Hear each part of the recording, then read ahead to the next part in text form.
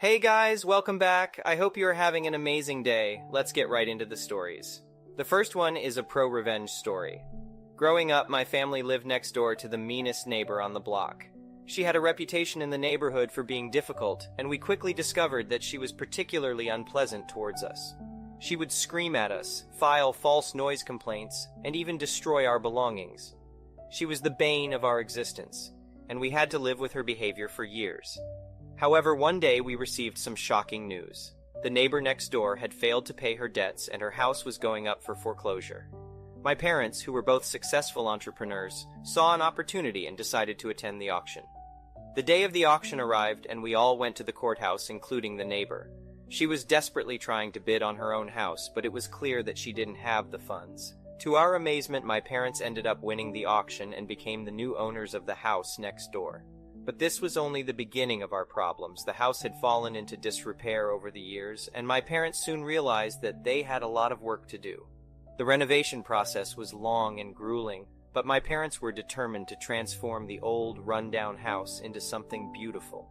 They worked tirelessly for months, repainting every room, replacing the insulation, and even redoing the electrical and plumbing systems. It was an exhausting process, but the end result was a stunning home that was unrecognizable from the rundown house it had once been. Finally, it was time to rent out the property. My parents were determined to find the perfect tenants, and after an extensive search, they finally found a young couple who seemed perfect for the house.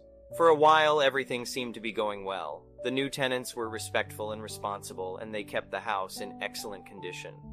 But one day, my parents received a call from the local authorities. The neighbor had reported the new tenants for violating noise regulations. At first, my parents were confused. The new tenants had always been quiet and respectful, and they couldn't imagine what the problem was. But when they dug deeper, they discovered that the neighbor was up to her old tricks again. She had been calling the police on the new tenants regularly, making up false complaints and causing trouble whenever she could.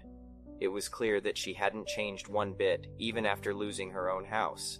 My parents knew they had to do something. They didn't want the new tenants to get into trouble because of the neighbor's antics, but they also didn't want to risk getting into legal trouble themselves. So they decided to confront the neighbor and try to reason with her. To their surprise, the neighbor was actually willing to listen. She had been struggling with her own personal demons, and the loss of her home had only made things worse. My parents listened to her story and offered her some advice and support.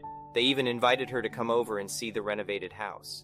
To their amazement, the neighbor accepted their offer. She came over one afternoon and saw the beautiful new house that had once been her own. She was stunned by the transformation and even shed a tear. From that day on, the neighbor was a changed woman. She started to treat us and the rest of the neighborhood with kindness and respect, and she even volunteered to help out with community events. It was as if the renovation of the house next door had sparked a change in her. In the end, the neighbor became a valued member of the community, and my parents were proud to have been a part of her transformation. Update: it's been several years since the renovation of the house next door, and things have only gotten better. The neighbor is still a cherished member of our community, and she's become something of a local celebrity. Her transformation from the neighbor next door to the kind-hearted neighbor has inspired many people in the community, and she's even been featured in local news articles. My parents, meanwhile, have expanded their rental property business and now own several other properties in the area. They credit the renovation of the neighbor's old house as the catalyst for their success, as it taught them the value of hard work and perseverance. As for the house next door, it's still rented out to tenants who love the beautiful home and the friendly neighborhood. In fact, the house has become something of a landmark in the community, with many people stopping by to admire its transformation. But the story doesn't end there. One day, my parents received a phone call from an unexpected source. It was the neighbor, and she had some news to share. She had been diagnosed with a serious illness, and she knew that her time was running out. But she wanted to do something to give back to the community that had welcomed her with open arms. So she donated a significant portion of her savings to a local charity that helps families in need. It was a touching gesture, and it showed just how much the neighbor had changed over the years. Sadly, the neighbor passed away a few months later, but her legacy lives on in the community. The renovated house next door serves as a reminder of the power of transformation, and the neighbor's donation to the local charity has helped countless families in need. As for my family, we will always be grateful for the experience of renovating the house next door. It taught us the value of hard work, perseverance, and kindness, and it brought us closer to our community. We will never forget the neighbor next door, and we will always be proud to have been a part of her transformation. The next one is an entitled People Story. I've been working as a nanny for a family for almost a year now. They have a lovely home in a beautiful neighborhood, but the parking situation has been a bit of a headache. The area doesn't have any driveways or street parking, but instead has small parking lots that residents can use with a valid parking pass. Fortunately, my employers were kind enough to provide me with a pass that I could display on my windshield. At first, everything was going smoothly. I would park my car in the designated parking lot, display my parking pass, and go about my day without any issues. However, one day I returned to my car to find a threatening note on my windshield. The note said that I wasn't allowed to park in that lot, and that if I did, they would have my car towed. I was confused and worried. I knew that I was parking legally with my valid parking pass, but someone was clearly targeting me. I tried to brush it off, but it didn't stop there. A few days later, I discovered that my license plates were missing. It was a shock, and I felt violated. I immediately went to my employers, and they were just as alarmed as I was. The father of the family I worked for drove me home and offered to pay for my train fare while I waited for new plates. I was grateful for his kindness, but I couldn't shake off the fear that someone was targeting me. A few days later, it happened again. My new license plates were stolen, and I felt helpless. My employers suggested that we set up hidden cameras to catch the thief in the act. We did, and sure enough, we caught our neighbor stealing my plates. We were all stunned. It was hard to believe that someone who lived so close to us could be so vindictive. The next day, we took the video evidence to the police, and the neighbor was arrested. He admitted to stealing my plates and apologized for his actions. However, it wasn't until the trial that we learned the full extent of his actions. It turns out that the neighbor had been targeting me for weeks. He had been harassing and intimidating me in different ways, from leaving notes on my car to vandalizing it. He'd even gone as far as to call the towing company to try and have my car towed, but they had seen my parking pass and refused to tow it. The judge was appalled at the neighbor's behavior and sentenced him to community service, restitution, and probation. He was also ordered to stay away from me and the family I worked for. It was a relief to know that he wouldn't be able to bother me anymore, but it was still a frightening experience. The family I worked for went above and beyond to make sure I was okay. They provided me with extra security measures such as a car alarm and security cameras to ensure my safety. They also gave me a generous bonus to help cover the cost of the stolen license plates and the stress I had endured. After the incident, I decided to take a self-defense course to feel more empowered and secure. It was a great decision, and I felt more confident in my ability to protect myself. I also made sure to park in different lots to avoid being an easy target. As time went on, I slowly regained my sense of security. However, the neighbor's probationary period was coming to an end, and I was nervous that he might try to retaliate. One day, while I was walking to my car, I saw him walking towards me. I froze, unsure of what to do. To my surprise, he apologized for his behavior and asked if we could talk. I was hesitant at first, but he seemed sincere. He explained that he had been going through a difficult time in his life and had taken out his frustrations on me. He was ashamed of his actions and wanted to make it right. We ended up talking for hours, and he opened up to me about his struggles. It was a side of him that I hadn't seen before, and I felt empathy for him. I could see that he was genuinely remorseful for what he had done. Over time, we developed a friendship, and he even helped me with some odd jobs around my house. It was a strange turn of events, but I was grateful for the opportunity to move past the incident and find some common ground with my neighbor. As for my job, I continued to work for the family I was with, but the incident had left me feeling uneasy. I eventually decided to pursue a new career, but I still keep in touch with the family I worked for. They were like family to me, and I was grateful for their support during a difficult time. The experience taught me the importance of safety and being aware of my surroundings. It also taught me the power of forgiveness and second chances. I never thought I would be able to move past the incident with my neighbor, but I was glad that I did. It was a valuable lesson that I will carry with me for the rest of my life. Update. A few months after the incident, I received a letter from the neighbor. He had moved away but wanted to reach out and thank me for giving him a second chance. He said that our conversation had changed his life and that he was in a much better place now. I was touched by his words and was happy to see that he had taken responsibility for his actions. It was a reminder that people can change and that forgiveness is a powerful thing. I wished him well and was glad that we were able to move past the incident and find some common ground. The next one is a petty revenge story. I met my husband Jack when our mutual friends got married. I was the maid of honor and he was the best man. We hit it off right away, and it wasn't long before we started dating. A few years later, we got married and started a family. Our friends, Hobag and her husband, were our closest friends. We spent a lot of time together, and Hobag became our attorney when we were thinking of selling franchises for our business. Jack and Hobag spent a lot of time working on contracts and discussing business strategies. I didn't think anything of it, as they had always been good friends. However, things started to change when Jack and Hobag went on a business trip to New York City. Hobag's husband called me and told me that they had booked only one hotel room and were acting lovey-dovey. I was in shock and didn't know what to do. When Jack came back from the trip, I decided to confront him. At first, he denied everything, but eventually he admitted to having an affair with Hobag. I was devastated. How could he do this to me? And how could Hobag, my closest friend, betray me like this? I spent the next few weeks trying to come to terms with what had happened. I couldn't eat or sleep, and I felt like my world had been turned upside down. I had trusted Jack and Hobag completely, and they had both betrayed me. After a lot of soul-searching, I decided to file for divorce. It was a painful process, but I knew it was the right thing to do. I wanted to move on with my life and start over. During the divorce proceedings, Jack and Hobag tried to take everything from me. They wanted to ruin me financially and emotionally, but I was determined to come out on top. I hired the best lawyers and fought tooth and nail to get what I deserved. In the end, I won the divorce settlement. Jack and Hobag were forced to pay me a significant amount of money, and I got custody of our children. It was a bittersweet victory, as I had lost my husband and my best friend, but I knew I had to move on. After the divorce, I focused on rebuilding my life. I started a new business and met new friends who supported me through this difficult time. I also went to therapy and learned how to cope with the pain of betrayal. It wasn't easy, but I knew that I had to heal and move forward. Years went by, and I had finally put the past behind me. I had a successful business, and my children were happy and thriving. But then, out of nowhere, Jack contacted me. He said he had changed and wanted to make things right. I was skeptical at first, but I decided to hear him out. We met for coffee, and Jack apologized for everything he had done.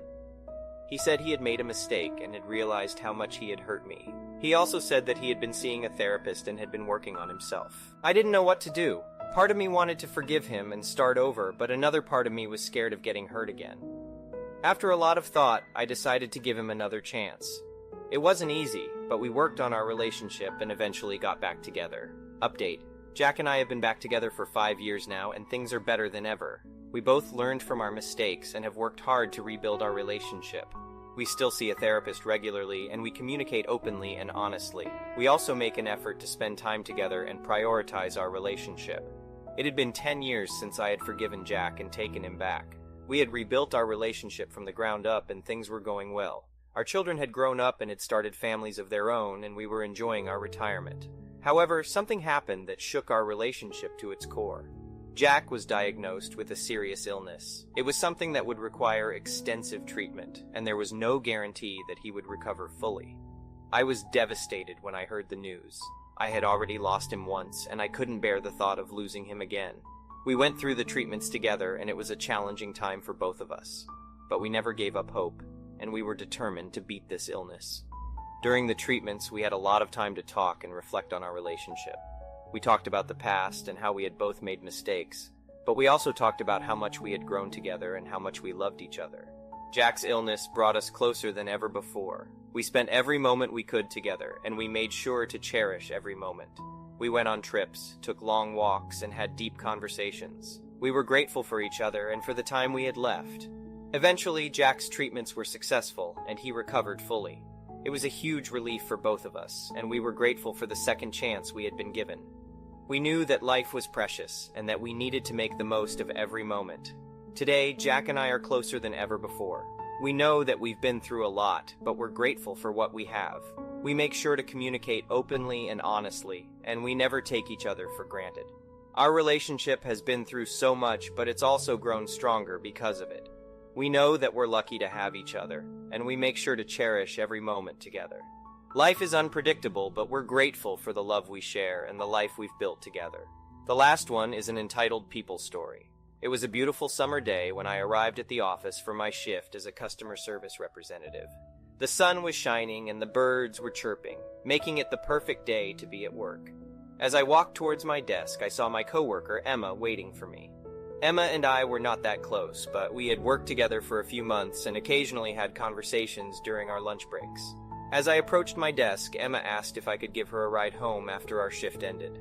I was surprised by her request, since we had never talked about anything outside of work, but I agreed to it since I was going in that direction anyway. The day went by quickly, and soon it was time to leave. I gathered my things and headed towards the exit, where I saw Emma waiting for me. She smiled and we walked towards my car. As we got in, she thanked me for the ride, and we started driving towards her house. We chatted about our day, and I was surprised by how friendly she was. Suddenly, I noticed that Emma was constantly checking her phone and seemed to be getting more and more anxious as we drove. I asked her if everything was okay, but she just brushed it off and said that everything was fine. As we got closer to her house, the traffic got heavier, and we got stuck in a traffic jam. Emma started fidgeting and checking her phone more frequently. I tried to make small talk to ease the tension, but she seemed distant and preoccupied. Finally, we arrived at her house, and she thanked me again for the ride. As I was getting ready to leave, she leaned in and whispered, "Thanks for the ride, I really needed it. You're such a good friend." I was taken aback by her comment since we had only talked a few times at work, but I brushed it off and drove away. Days went by and Emma started acting strangely around me. She would avoid eye contact and not talk to me unless it was work-related. I couldn't help but feel like something was off. One day I overheard Emma talking to another coworker about me. She was saying how nice I was and how she couldn't wait to spend more time with me outside of work. I felt uncomfortable and uneasy about her behavior. I didn't want to make any assumptions, so I decided to confront her about it. I asked her if everything was okay and if she wanted to talk about anything. At first, she denied that anything was wrong, but then she broke down and started crying. She confessed that she had developed feelings for me and had been waiting outside of work for hours just to catch a glimpse of me. She had been following me on social media and had even tried to find out where I lived. I was shocked and didn't know how to react. I had never experienced anything like this before and didn't know how to handle the situation. I tried to be understanding and sympathetic, but I knew that I had to set boundaries and make it clear that I was not interested in her romantically. For the next few weeks, Emma continued to act strangely around me. She would send me messages on social media and try to initiate conversations outside of work. I tried to be polite, but I knew that I had to distance myself from her to avoid any further issues. One day as I was leaving work, I saw Emma waiting for me outside of the building. She looked anxious and upset, and I could tell that something was wrong. She approached me and asked if I could give her a ride home. I politely declined and told her that I had plans after work and couldn't take her home. Emma seemed disappointed and asked if we could at least talk for a few minutes. I hesitated, but eventually agreed since I didn't want to be rude. We sat down on a nearby bench and Emma started talking about her personal life. She told me about her family, her hobbies, and her dreams. I tried to be supportive and listened attentively, but I couldn't shake off the feeling that something was off. As we were talking, Emma suddenly leaned in and kissed me. I was caught off guard and didn't know how to react. I pushed her away and told her that I was not interested in her romantically. She seemed upset and started crying. I tried to console her, but she just kept crying and saying that she loved me. I knew that I had to end the conversation and get away from her. I got up and told her that I had to go. She looked at me with tears in her eyes and said, "I'll never give up on us. You'll see." I was shaken by the encounter and didn't know what to do. I knew that I had to report Emma's behavior to our supervisor, but I was afraid that it would make things worse. I talked to a few of my coworkers about it, and they encouraged me to report it since they had also noticed Emma's strange behavior. I finally mustered the courage to report Emma's behavior to our supervisor. She took it seriously and launched an investigation. They found out that Emma had been following me on social media, had been waiting outside of work for hours, and had been harassing me and other coworkers. Emma was immediately fired, and I felt relieved that the situation had been resolved. However, I was still shaken by the experience and felt uneasy about going to work. I decided to take a few days off to clear my head and talk to a therapist about what had happened. Update. It's been a few months since the incident with Emma, and I'm happy to say that I'm doing much better. I've been seeing a therapist and have learned coping mechanisms to deal with anxiety and stress. The company has also implemented new policies to ensure the safety and well-being of their employees, including a zero-tolerance policy for harassment. I've also made new friends at work who I can trust and rely on. However, I'm still cautious around new people and have learned to trust my gut instincts. It's important to always speak up and report any suspicious behavior to protect ourselves and others. I hope that my story can help others who may be going through a similar experience and encourage them to seek help and support. Thank you for watching. I would really appreciate it if you could like the video and subscribe to our channel if you haven't already. We'll see you again tomorrow.